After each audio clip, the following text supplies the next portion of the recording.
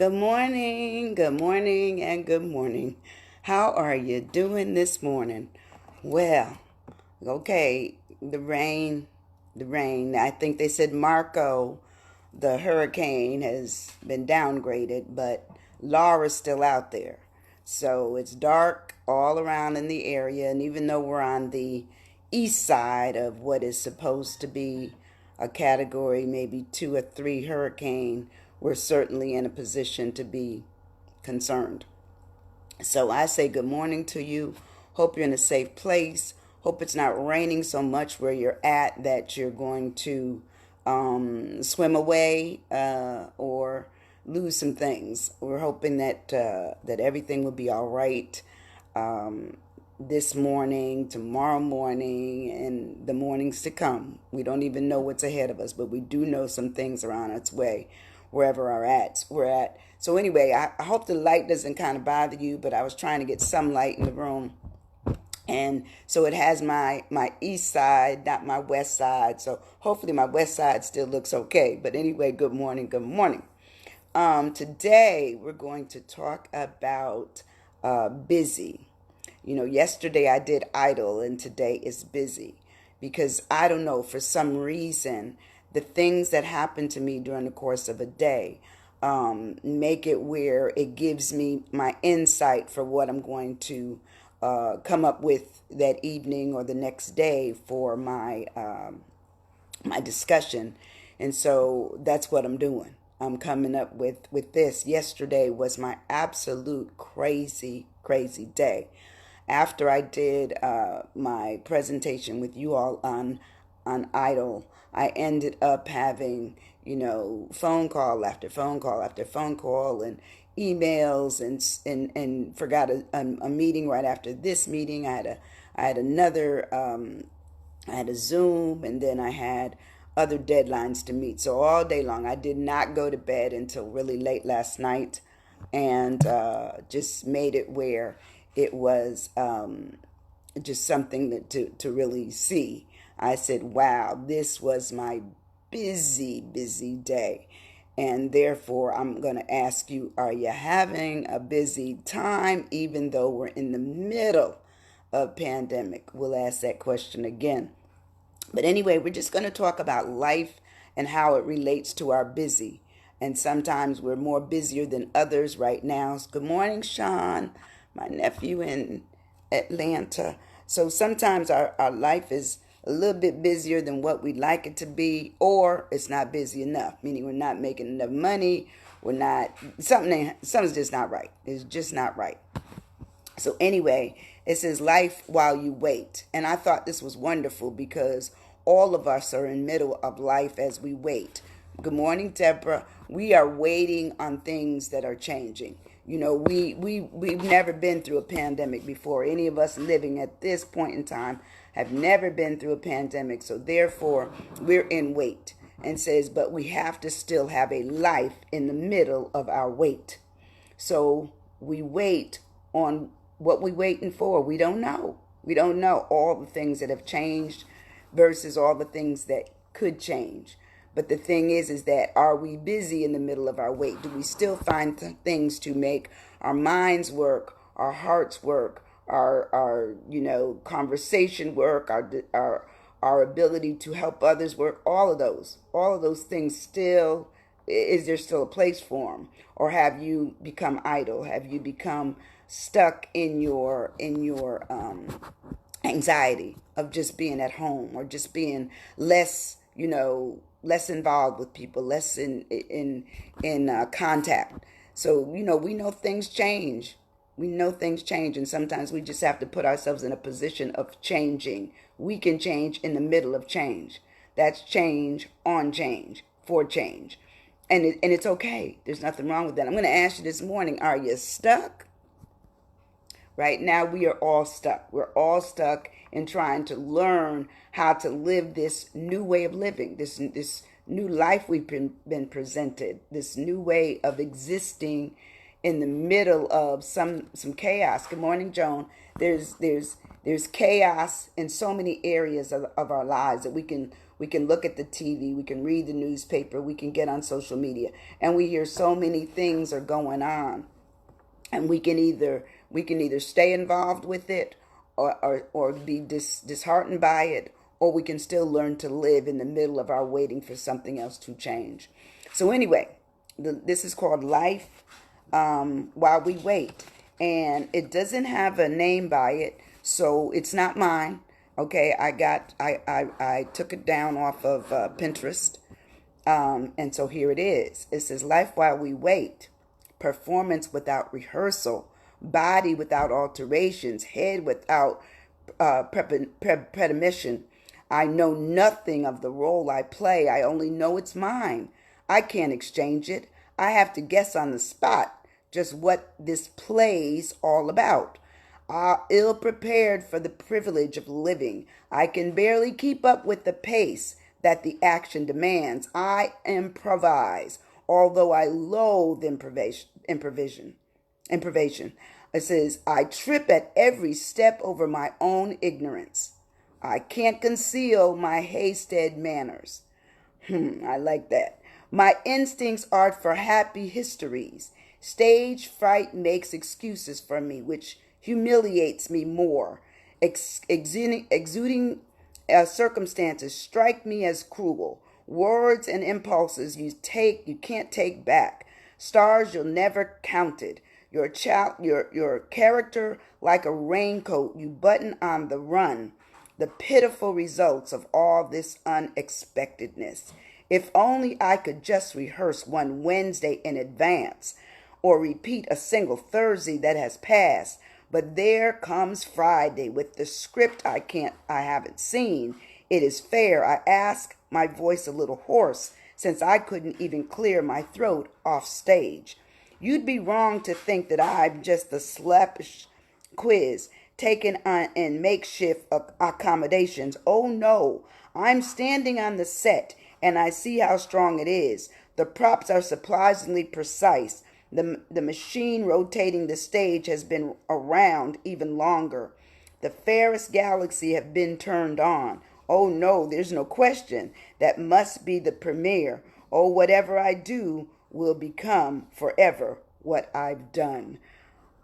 Even though this was put in a portrayal of if it were acted out on stage, there sometimes we're not given time to prepare for what we're dealing with. We weren't really given time to prepare for this pandemic, but we're in it. And so we've had to learn on the spot, learn what it is to cover up, with face masks, have gloves at times, depending on where we're going, and certainly making sure that we're taking care of our bodies as best we can. We don't know. We never know. But still, it says we must remain, able. We must remain willing. We must be put in a position of being busy enough to take care of ourselves, in spite of the fact that we don't know what's next. We do not know. We are all stuck in figuring out what we do next, and we don't know. But we're going to figure it out. That's the only way we can get through life, is that we do whatever it requires that we do. So anyway, it talks about busy. And it says busy is having a great deal to do. And yesterday, as I was saying, I had a great deal to do. I think I told you all that I took on a new job. And yesterday, I'm just torpedo spinning because there's a lot of reading. And I tell you, it's like learning a new language. I worked for the government before, so I know how the government works. There's always a lot of language. But anyway, what it taught me is that it made me busier than I already was. It says, so to be busy is to occupy your time, to be engaged, to immerse, to be interested, to be diverted. I was diverted in several directions yesterday, but thank the Lord I finished what I set out to do. It says to be involved, to be absorbed, to be preoccupied, to be distracted, because you are distracted from one thing to another thing on long enough to get it done. Good morning, Candace. And it says you're also amused and you're beguiled. So all these things deal with your busy. In spite of the fact that we're in the middle of the pandemic, most of us are trying to figure out what's next. So we should be busy doing something that certainly moves us forward and being comfortable, being peaceful, being what I would call productive at doing something. That's what it would be all about, to deal with our busy. So when I break it down, good morning, Lawson. When I break down the word busy, the B is for binding. To me, in order for us to really be about something, we have to be binding with something, meaning we've connected with it, we've made a sense with it, we've almost formed an agreement with the fact that, okay, we're in this, we got to figure out how we're going to get through it.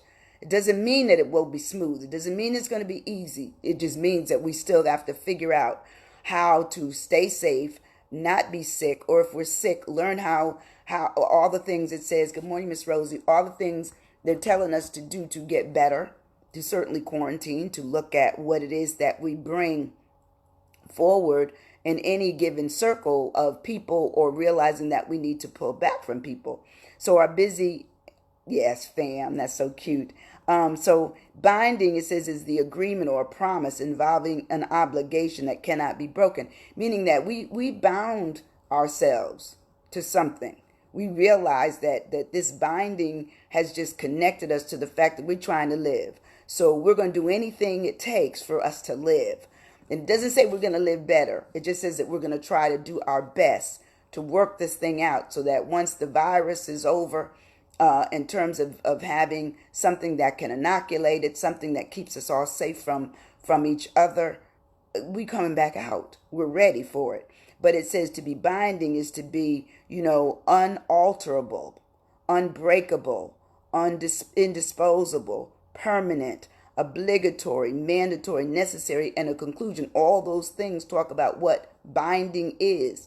And we want to be binding as possible towards making sure we live, and that we live not just for ourselves, but we live for others. And so therefore we're going to do what it takes to say, okay, we can't go out without being covered up. We can't go out without being shored up, and we need to make sure that our distance is where it needs to be. Because sometimes some people want to give me a hug and I'm like, and so I pull back. And try to let them know, let's do the elbow. We're good. So also in our busy, the U of busy is to be ultra careful, extremely or extraordinarily careful. Okay, we've never had to do that before. So all this stuff that we're doing now is new to us. We've never been in a position where we had to worry about every single thing, eating with people, talking with people, singing with people, dancing with people. We never had to do that. There's never in our lifetime, that's never been a part of our way of life. So we didn't know anything about it. So to be ultra careful really concerns us. That means, okay, and to me, what's going to happen even after we get through the pandemic, if and I'm going to say this, if the Lord says so, on the other side of this, there's a chilling effect. And a chilling effect occurs in the event that we still have some residual feelings, okay, that says that we're not sure. We're not sure about you. We're not sure that it's still safe out here, or it is safe out here. We're not sure. And so therefore, there's still going to be people. Probably it will linger with them for months, years, and some people, they may never get over it. A chilling effect can be extremely debilitating. Extremely, because people say, I can't trust it, I can't get into that. Good morning, Janice. So we really talk about how this ultra, extraordinary carefulness ends up making us extremely alert, extremely cautious, chary, circumspective, considerate, attentive, foresighted, and vigilant. So we look around. After a while, we're going to be looking at folks as if we can see the virus. We can't see the virus. We cannot see it. We can't. But guess what? We still have been shown that it does exist. It's something that we've seen people fall to it. We've seen people come back from it. We've seen people leave this world from it. So we know. So being ultra careful may be something that all of us need a little bit of. Okay, we don't necessarily have to go overboard, but we still are in the balance of trying to take care of ourselves in the middle of of what I would call chaotic, medical crisis. It's something that no one has a handle on yet. And yeah, I heard the news yesterday that they're supposed to have a promising, vaccine, by January. I heard that, and that's good. They're also looking at the antibodies of people who are already been cured one time from it and might have even been affected again, but they're seemingly less likely to be as sickened by it. So we understand that there's just that air of being concerned, that air of being required to look after ourselves. And sometimes it's difficult because now we worry about ourselves, but then we also may worry about people that are older than us in our families or our friends, and therefore our ultra careful may just be something that we have to do for a while till we get to the point where we get comfortable. Who knows when that will be? We do not know. The S of busy is sedulous, and that it says it's involved in often constant activity, showing dedication and diligence. Those of us who were busy before, okay, have probably remained busy now doing something that just puts parameters around what we can do, how much we can do, and who we can do it with. That is probably it. For those of us who were workers, unless we were probably workers that couldn't work from home, we probably just reset the button as to where we're working from, but we're still working. Okay, and those of us who have had what they call multitasking, that means we're also, good morning Sharon, we're also dealing with maybe children in the home now that are also taking classes online, and then we're also concerned about, well, is the, good morning Maurice, is the Zoom gonna work? Because that, I saw where Zoom went down for 5 hours yesterday. So we've all started to depend on Zoom, depend on these things, which still keeps us connected with our friends, our loved ones, our family members, and people all over the world. That's what they're doing. So you can imagine the pressure and the amount is being required on the social media platforms for keeping connected and doing business. It's huge. It's absolutely huge. So anyway, to be sedulous, it really talks about being laborious. It talks about being hardworking. It says being particular, being conscientious. It says being thorough, being diligent, being careful, and being attentive. So all these things really speak to the fact that in spite of where we're at in this pandemic, in this new way of our last 7 months of living, it still has probably forced those of us who still work just to find a new way to work. Okay, you can always tell when if you watch some of the insects, when a path has been blocked off, guess what? They find a new path, and we're no different than the species of insects. We're just going to learn a new way to work. Okay, the work is still needed. It may not be needed to the level it was needed, and it may not be needed in person, but if it's still based on some mission, some vision that was identified as a way forward in business, then we're going to do it. We're going to learn how to do it, and we're going to be able to alter ourselves and change up. And the last letter in busy is for yield. We have been yielded from a lot of things. Okay, a lot of things have happened to us which have caused us to yield, to stand back from. Okay, and yield says give way to arguments or demands, which is the demands that we're talking about, or pressure, meaning you may have pressure, but the pressure may come in another form. Instead of them telling you in person that you have a deadline, now you know that the deadline is coming in the form of either a text message, a phone call, an email, or a video chat. Okay, you already know it's coming. Okay, and they may be sending you these things through your mail because many of them do. They'll send it through your calendar. I got one yesterday saying, "Oh, did you get this?" You go to your calendar, and I had forgotten it. But guess what? I know where it is now, so now I'm set up for it. But to yield is, of course, to surrender. We've all been surrendered. Let's face it, all of us have. Good morning, T. We've all been surrendered to the point of where we can go, what we can do, and who we can do things with.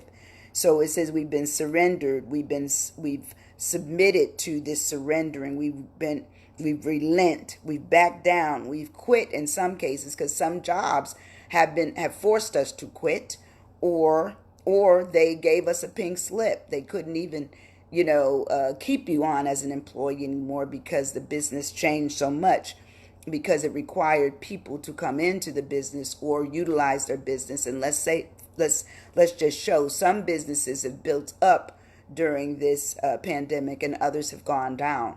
I was listening this morning on the TV just before I started this session here, and it showed where there's a shortage of computers now, shortage of bikes. So there's a shortage of a lot of things that we probably were fine on before because everyone felt they had them. But usually there's one computer in the house. Well, if you have people working from their jobs in the house, and then children using the classroom in the house, guess what?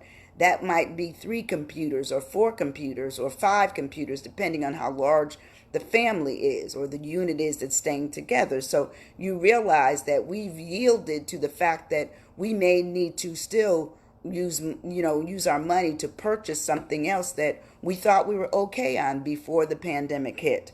So anyway, to really look at yielding, the fact that we've surrendered and we backed down and we realized that we were given new warrants on how we go forward, we have to pay attention to what our busy is. Because yesterday we discussed idle, today is busy. I am always busy. If someone else hasn't made me busy, I probably made myself busy because I'm always looking at something to do, something that keeps me occupied. I feel that my mind, if my mind is involved in something, then I'm okay. But if I leave it to just wandering around in the wilderness of thought, then that's not good because I can't come to conclusions. I can't make decisions. I can't find peace, can't find happiness. So I'm always looking at what makes me going forward worthwhile. And so every day I get up with a set of variables of things I'm going to do for the day. And I start with this session. And then I have like 4 or 5 other things on my list for today that need to be done. But that's how I look at my busy. That's exactly how I look at my busy. How do you look at your busy? I'm gonna ask you a question. Are you all busy? Write it in there. Write it in the thread if you've formed a new busy. If you formed a new busy, such as if you're a parent that worked outside the home and your child went to school, and now you're a parent working at home alongside your child, or you might be the teacher. I don't know, because many parents have moved to homeschool, and meaning they're not even using online, they're just teaching their children at home. So write that down. If you are, just write down how your life has changed since the pandemic, and if it's affected your busy. For some people, their busy was what they were doing before, which is just watching TV, getting coffee, eating something. They're not as busy as, say, other people who are going outside the home. It says, "Oh, I'm very busy with my kiddos." Okay, are you teaching them, Lawson? Are you doing the homeschool? I know Maurice is dealing with his daughter. So sometimes we just don't realize it, how much our life may change by one thing happening, which has a domino effect into other things. I know the fact that I used to love going to church and singing, and the fact that I'm not going to church and I'm not singing. Well, I still sing at home. I'm gonna tell you right now, I be up in here lighting it up. I have a good time, singing a song and trying something, new, or singing along with the TV Pandora. Yes, I am doing the homeschool. Okay, virtual. Okay, good. And I know other people are probably doing some things which have changed. How many of you are going to church online, which is that's your busy hour on Sunday or two on Sundays? I do. I go to Sunday church school, and then I also do the service with pastor. Let's see. Yes, and those kids' attitudes. Pray for me. I'm gonna do it. I'm gonna do it. I'm gonna pray for you. I've been a teacher in the classroom, so I know sometimes our one or twos, they can give us heck, and the reason they can give us heck is because we love them, and because they know that they all up in there, and therefore they don't always do things according to the way they need to be done and according to the way we want them done. So I just remember those days. I remember, just trying to work with my daughter, and man, that was crazy. That was crazy. Because I would always want her to do stuff in the summertime when everyone was off from school, and she didn't want to do it. So I said, well, I don't want you to be that behind when we go back to school. I want you to be ahead. And child, it was almost like I want to just sit her outside. Remember when Fred Flintstone used to put Dino outside, and next thing you know, Fred is outside and Dino's inside? Well, basically, we were like a little cartoon. We were. But here's some questions for today. In spite of the fact that we're in pandemic, are you busy? Are you busy? Yes or no? And if you're busy, what are you doing with your busy? Have you been able to, reset yourself for being ultra careful but still busy? Binding to this new way of life but still busy. Realizing that you've had to be yielded in some instances, but you're still busy. Have you? Don't know. It says, but Dino put Dino out. Yeah, Dino was put out. Come on now. Everybody know Dino was put out. Okay? But I'm not telling y'all. Don't be writing in there talking about it. And Doc said to put the kids outside. No, I didn't. I did not. I said you got to learn how to deal with them. You may have to win a few with them and lose a few. In order to get the work done, you may have to realize that you may have to give a few more treats, a few more smiles, a few more hugs, because they're going to waste a little bit of your time, but it's expected of you. And Joan, you're going to church? Okay. All right. Yeah, I do church online, and I know a lot of people do. I'm not in any hurry, to go back, since there's still so much uncertainty. And then the last question is, if you were busy, if you were busy before the pandemic, how does that compare to your busy now? Has things changed? Now, for some people I've heard from, nothing changed. Nothing ever changed. And the reason it didn't change is because they were responsible for getting the work done, because they were either the head of their own companies, or they had to relearn some things on how to look forward, or they worked for people that the work never stopped. It still was a demand that the work must be done. And so Marie says they do need to get out and away from the cell phones and that's right. Absolutely. So gaming, constantly on the computer, it also affects their eyes, so yeah, you need to pull them back from that and let them exercise. Just like I was talking yesterday, in my sitting down time and writing and doing all the things I do during the day, I do try to get up and exercise with every time a commercial comes on. It says my new busy is sewing since I retired. Yes, Deborah, I know. You sew well too. Oh, I got an idea for you. I was listening this morning in Shark Tank. The Shark Tank folks were on Good Morning America. And one of the things they said is selling face masks is not going to go out of style. If you can come up with some stylish face masks, that they are in high demand, and some that don't necessarily go around the ears like mine. I put it up over my head. I had to, because my ears, well, I told you I look like Yoda. Yoda made money. I would not make money. I'd make laughs. And so therefore I had to figure out another way to wear, a face mask. And I also, they said you need to cover it up with your nose. So they did say that.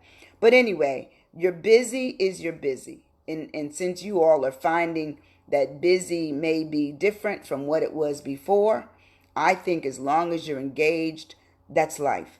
As long as you're engaged with doing something for yourself, maybe minimally or less, something for someone else because of, the fact that the virus is still out there and we don't want to infect others or be infected, with that virus. But anyway, that's our session for today on busy. Yesterday was idle. And I don't know, I have this thing about I get off here and then I go take a few notes, and next thing you know, I've come up with something that just reminds me of either my day being connected to the day before. I also kind of do that with the colors that I wear too. So it's been a purple day today. I wanted to be as queenly as I could as I'm talking about something as crazy as busy, because busy can make you crazy. It really and truthfully can. But I want you all to have a good day. I want you to take care of yourselves. I thank you for coming into this space with me. Please share it and let people know that there is somebody out there that does try to give an encouraging word. And if you know some people who are veterans and serve time, or their family members, certainly invite them into this space, because one of the things I do and have done for years is that I do also work with veterans. And so I certainly want them to know that there's somebody else that's just a little voice of reasoning, no money being charged. It's just my way of giving back to the community and anyone that comes into the space wherever they are in this country or out of country. It does not matter. I love you dearly. Please take care. See you tomorrow. Bye-bye.